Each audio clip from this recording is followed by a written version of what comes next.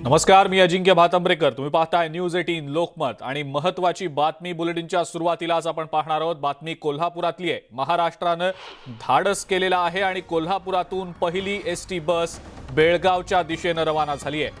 24 तासांनंतर कोल्हापुरातनं कर्नाटकमध्ये बस सेवा सुरू झाली आहे.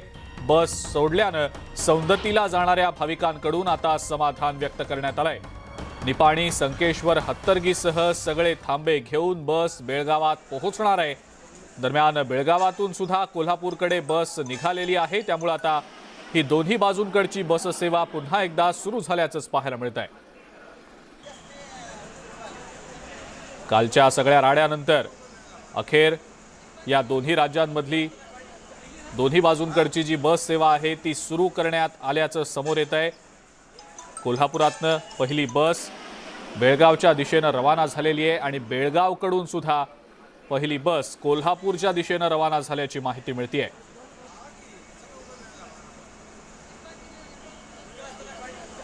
24 तासांनंतर अखेर ही बस सेवा सुरू झालेली आहे.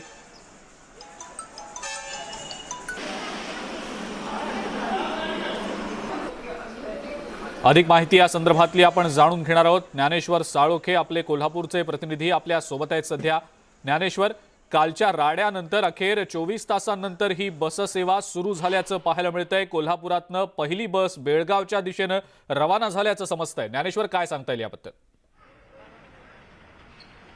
दोन्ही बाजूची ही बस सेवा आता सुरू झाल्याचं पाहायला मिळते. या ठिकाणी मी कर्नाटकातल्या बेळगाव या ठिकाणच्या बस स्टँडवरती आहे आणि या ठिकाणी सुद्धा दोन्ही बाजूंनी बस सेवा सुरू झाल्याचं आपल्याला पाहायला मिळते. ही बस जी माझ्या समोर दिसते ते बेळगाव, कोल्हापूर आणि ज्योतिबा या ठिकाणी जाणारी बस आहे. खरं तर माहिती आहे आपल्याला, काल दिवसभरात या सगळ्या परिसरामध्ये तणावाची परिस्थिती होती आणि त्यामुळे दोन्ही बाजूची बस सेवा आहे ती दोन्ही परिवहन विभागाने आहे ती बंद ठेवली होती. मात्र आज सकाळपासून ही बस सेवा आहे ती पुन्हा एकदा सुरळीत झाल्याचं आपल्याला पाहायला मिळते.